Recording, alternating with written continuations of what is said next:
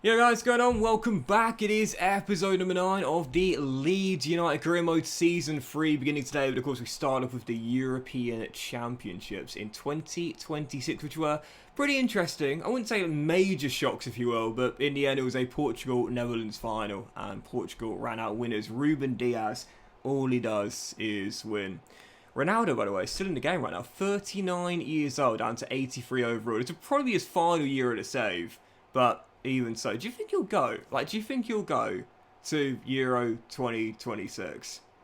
I think he will. I genuinely think, even if he's only there as a bit part player, I think he'll go with Portugal. I still think he'll have one more, maybe not another World Cup, but definitely one more national tournament left in him. Anyway, new season begins. As you can see, our transfer budget for the new season, £61 million, which is much less than we got last season, but don't forget the reason why is because back in season 1, we had tons of money just saved in our bank balance. It carried over to the new season. So we would have had about the same budget we got this season last year if we didn't save that cash from season 1. So 61 million, I'd say quite a realistic budget there for season 3. Last year, just snuck into the top 10 on the final day. Yeah, I'd say that's quite a realistic budget for this Leeds team right now, based on commercial value and also the on-the-pitch success so far as well. So, taking a look at our team, we're a 4.5-star team now. We've risen quite nicely. The team's coming together quite nicely as well, but I did say for the new season we'd need to make some changes here at Ellen Road, no doubt about it. There are certain players who I think you'd probably now consider to be sort of deadwood here, you know, sort of players who... yeah, probably championship players at best and aren't going to get any better. Jack Butland, who's out of contract at the end of the season. I think Brandon Williams, who we bought in season 1, I'm not sure how much better he's going to get. Johansson, who we signed on a free just to obviously get Mark Roca to La Liga back then as well. And Ryan Manning, who we picked up from Swansea in the first episode too. These are sort of players who, they're squad players and they're nice to have, don't get me wrong, but they're not really going to do anything from here on out. So I think selling some deadwood this year is definitely one of my top priorities. But as for new signings, well, you know, looking at the team, I'd say probably a new goalkeeper. Marek Rodak, since bringing him in, I've not been completely convinced, even though he won the Golden Glove back in Season 1. That was the championship. And maybe a new striker as well. You know, he brought in Joel Perreault last season. We've got the youngster Joe Gelhardt, Ritter as well. Bamford has now turned 30. I wouldn't mind a proper goal scorer though this year, as no one last year was in the top 10 for goals with us in our Leeds team last season. In fact, I don't think anyone was even in the top 15. I can't remember. But anyway, two players that are going to stay are Hjelde, that's the young fullback, who's actually from the Leeds Academy. We're going to keep him in the team, so we've given him a new contract. And also Charlie Creswell as well. He's become, like, my main guy in the back line. Mark Gay alongside him as well. But Charlie Creswell, I love him so much, man. Like, seriously, like, it's something about like, academy players that are just, that become first team regulars in that team at some point. It's always such a cool feeling, so definitely keeping him as well. And no doubt about it, despite the fact Gay is a few ratings lower, I prefer Charlie Creswell. Mainly just that homegrown feel, if you will. But again, 60 million in the budget. We will look to sell some of our fringe players this year. Only Johansson is the guy that I'm definitely going to sell. I might keep Manning, I might keep Williams, I might keep Butland for the bench as well. But Johansson can definitely go. I mean, I don't... like, at the end of the day, I only got him in to get Mark Roca to La Liga for the realism. But, like, there's no point in having this guy here. I might as well just release him. There's no point in him being here. But for the transfer policy for the summer, I wanted to keep it like last season as well, where what we did is we looked at players from relegated teams. So last year, the 3 relegated teams, you remember, Brentford, Everton, Brighton, 3 really good teams with tons of quality in those sides right there. So that's exactly what we did last season. We looked for players from relegated teams. I'm going to do the same again. And there's so many class players at those 3 clubs there. Loads of players on the shortlist that I've added. But wanting a new striker, there were a couple that I was really intrigued by. Jackson, who's moved on to Everton. And Benjamin Sesko, who's moved on to Brighton. And Benjamin Sesko, to me, is just unbelievable. I've not actually used him in this version of the game, but he looks like the complete striker. He looks like a budget Erling Haaland. I don't know if I can make that comparison, but like a budget Erling Haaland to me. We knew it was going to cost us much, just shy of £30 million. He's on 37.5 grand a week, but obviously we're not going to accept the pay cut because that's not realistic. But 40 grand a week, not an expensive contract, 5-year deal, and the guy's only 21 years old. We know that the Red Bull franchise, whether it's Leipzig or whether it's Salzburg, you know, they like to bring in young talents to pick up, develop, and then sell on for a profit in the future. RB Salzburg have so many, and I quite like this for realism as well because, you know, we've got RB Salzburg players here. Brendan Aronson, Erasmus Christensen. We've got RB Salzburg, former teammate of Benjamin Sesko. So we're going to bring him in. He's my first signing of the summer window, and I'm buzzing with that signing as well. Again, to me, I don't know if I can make the comparison. It does seem like, based on the stats he's got, the height as well, like a budget B-Tech Haaland. Do you know what I mean? Young Slovenian striker. He's 6'4". He's rapid. Great finish on the guy. Really, really strong. Yeah, I think budget Haaland is probably how I'd describe Benjamin Sesko. We certainly can't afford a Norwegian tank yet, but Sesko coming in, I love that signing there. I really, really do. Strong, physically imposing, and that's what we want in this Leeds team. Playing with a pressing forward, which is what Bamford was for us in the past 2 years. As the successor for Bamford, 9 years younger, taller, quicker, stronger, simply put, better. Buzzing with that signing right there. But also, I did say for this year as well, I wouldn't mind a new fullback to come in to replace Tyrick Mitchell. Brought in Mitchell last season, obviously to replace Brandon Williams as a starting left back from Crystal Palace who went down. But like I said before, I'm probably going to sell Ryan Manning. I'm probably going to sell Brandon Williams as well. So that would leave us with just Tyrick Mitchell at left back. So with that being the case, I'd like to bring in a new first choice left back to replace Tyrick Mitchell. And again, with the quality on those three teams, Brentford, Brighton, Everton, that went down, can I just say, how good was this guy last year? I mean, seriously, how good was this guy last year? Is it wrong of me to say I think he was one of the best left backs in the division last year in real life? Is it wrong of me to say that? Because I think he was, personally. I'm not saying he was the best, but I'm saying he was definitely one of the absolute best. Purvis Estupinan signed by Brighton to replace Mark Cucurella. And what an amazing, amazing replacement he was. Coming in from Villarreal, the young South American. He's now 26 years old in the save. But again, relegated with Brighton last year. He's not going to stay in the Championship, let's be honest here. So Purvis Estupinan coming in for, again, just shy of £30 million. Plus Brandon Williams as well. And I quite like that too because, you know, again, we've got Williams, we've got Manny, we've got Mitchell. And now we're about to sign Estupinan. Obviously, you know, we're not going to do all four left backs. So Williams going to the Championship to go and play for Brighton.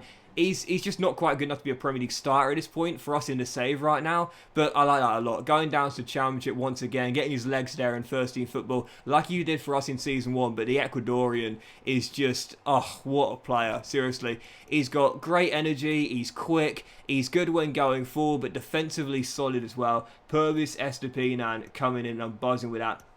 By the way, if you haven't listened to the High Performance podcast, with Paul Barber, he is the CEO of Brighton, the chief exec.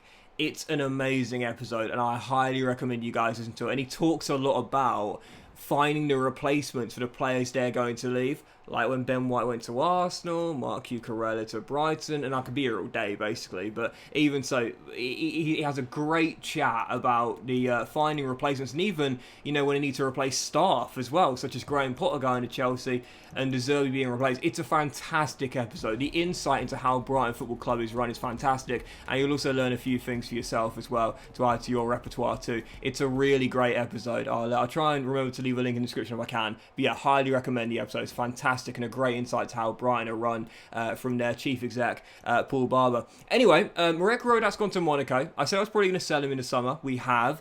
Patrick Bamford has gone to Fulham. Now, I didn't expect this to happen, and this is when things started to get interesting. Rodak was probably going to go. I wasn't convinced by him. I'm fine selling to Monaco. Quite realistic, I would say. But Bamford off to Fulham.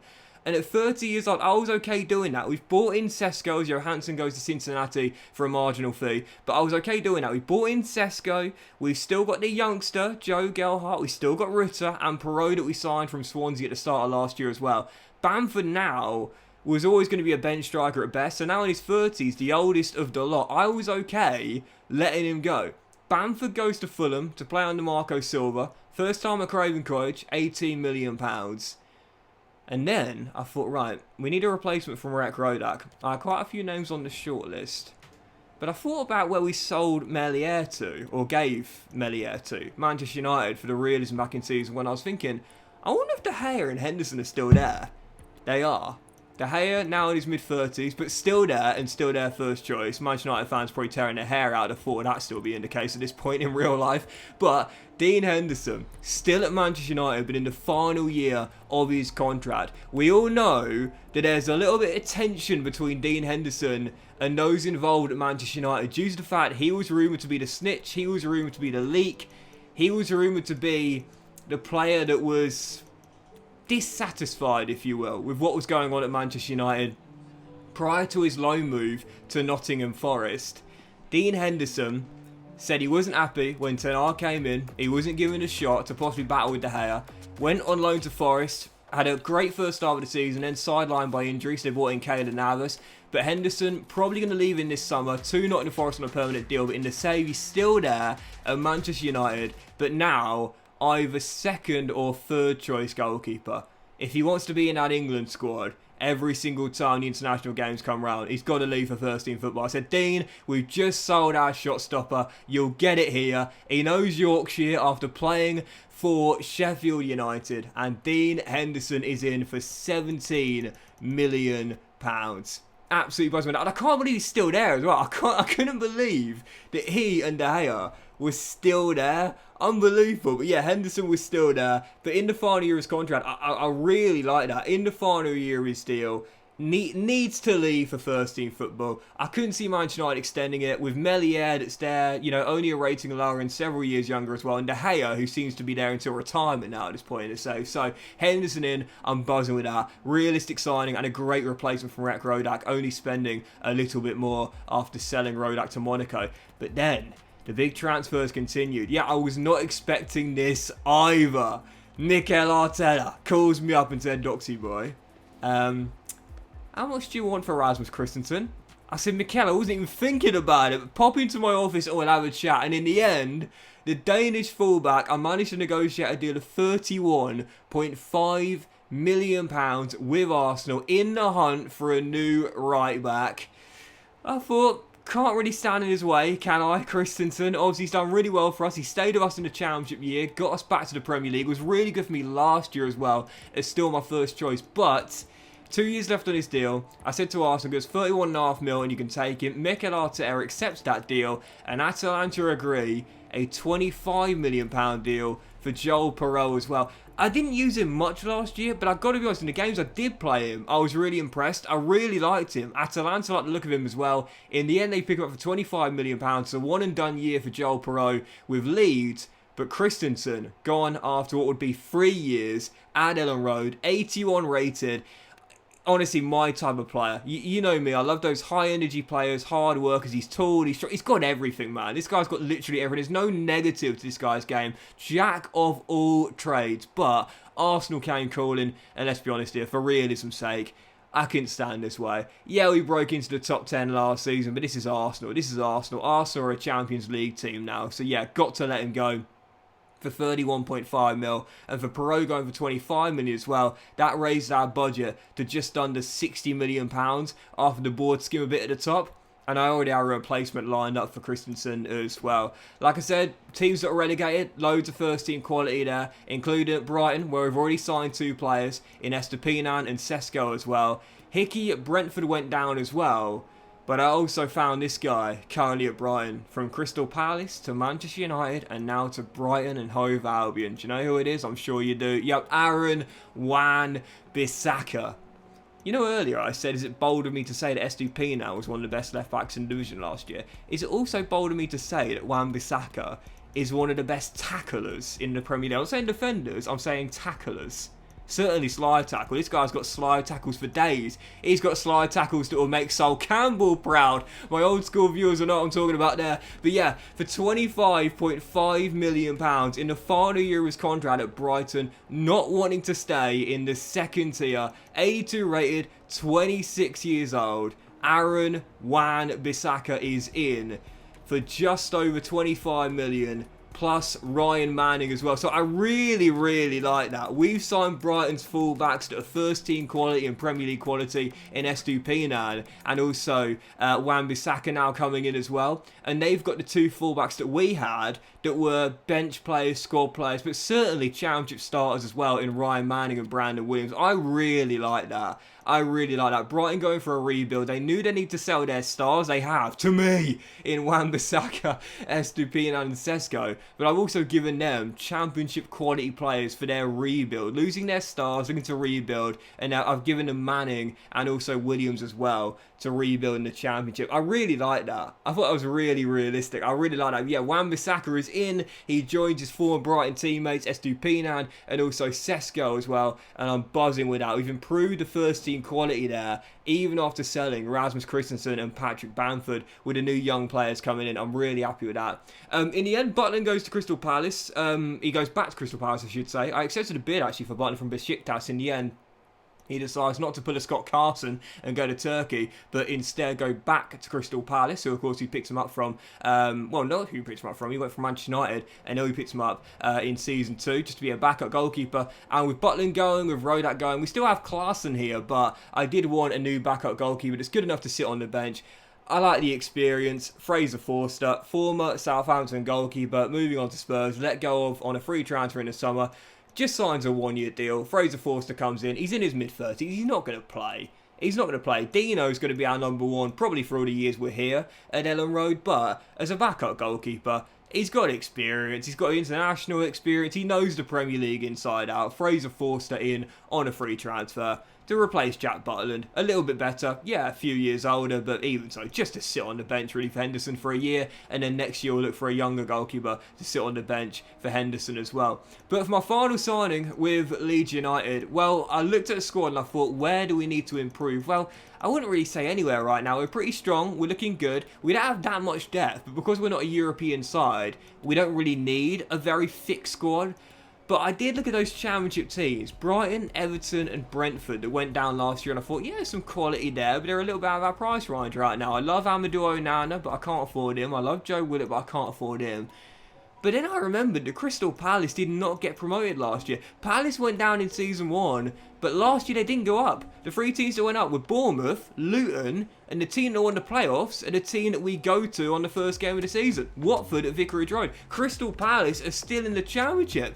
And so is Michael Elise. Elise is still there. And I was thinking, how? How is Michael Elise still in the championship? This dude's a baller. Absolute baller. I watched this guy play for Reading at the Medeski.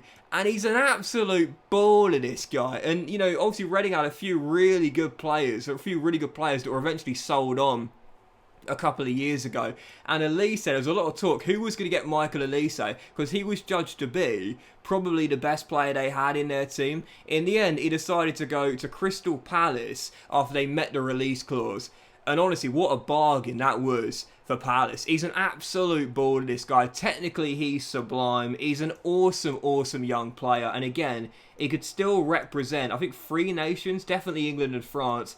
And again, secretly, I'm hoping he will end up representing England. But I've got a feeling, you know, he might end up representing France. But I guess we'll have to wait and see. But even so, Elise, he is in. There's another nation he can represent, but I can't remember who it is. If you remember who it is, please let me know in the comments. But yeah, I know he can represent England and France. He hasn't been capped by any nation yet, but there's another nation he can represent, but I can't remember who it is. But anyway, Elise is in for £31 million.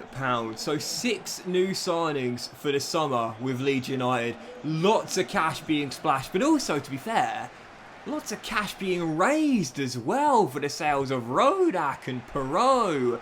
And Rasmus Christensen as well. But our new look Leeds side was 6 new signings. Question was, how would we get on? How would we start the new season off? We all know it, when teams make loads and loads of changes in a summer transfer window, sometimes it can take time for this squad to gel. Looking at Nottingham Forest is a great example of that. They stumbled out the blocks to start the season off. Well, I know they won on match day 2, but even so, they didn't have an amazing start to the season.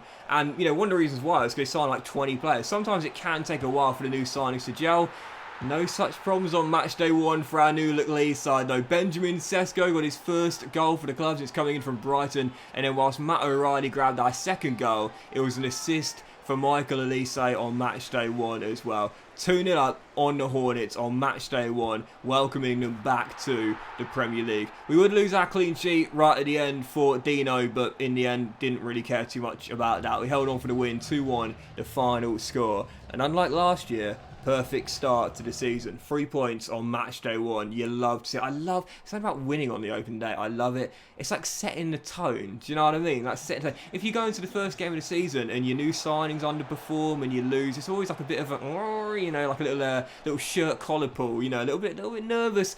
And this could be a sign of things to come. But when you win, and when you win quite convincingly, it's always a really good feeling, isn't it? Especially when your new signings play well on their debuts as well. But anyway, following game, Newcastle, Eddie Howe's side, as we know now, a certified Big 7 team. We know the establishment of the Big 6 in the Premier League is now going to have a new member in Newcastle United. Last year, of course, finishing in a Champions League place. But in the game, they finished in 6th, I think it was. So Newcastle now, no doubt about it, they're a Big 7 team. They've added to it, 6-7, they're a Big 7 team. Taking them on, Ellen Road, first home game of the season. You never want to lose your first game at home either. Fell behind early. Anthony Gordon, the former toffee, with the opener, but we levelled right from kickoff. And I say this right now, for all the new signings we've made, I think I'm most happiest about this guy coming in, Michael Elise. He's such a baller. He's such a quality player. I really do like him. I'm a massive, massive fan. I think he had like 10, 11 assists last year. Absolutely phenomenal. He's a brilliant player. That free kick goal he scored against Manchester United as well. Unbelievable. But anyway, yeah, he scores his first goal for the club, making it 1-1. Back on level terms, cancelling out Anthony Gordon's opener.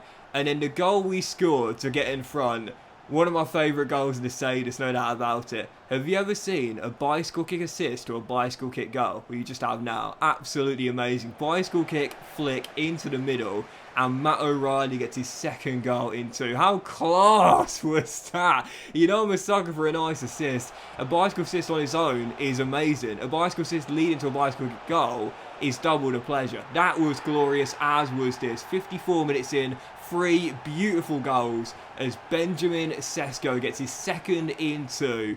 And it's safe to say my new signings have hit the ground running. Yep, great starts. I dropped Wan-Bissaka for this game, to be fair.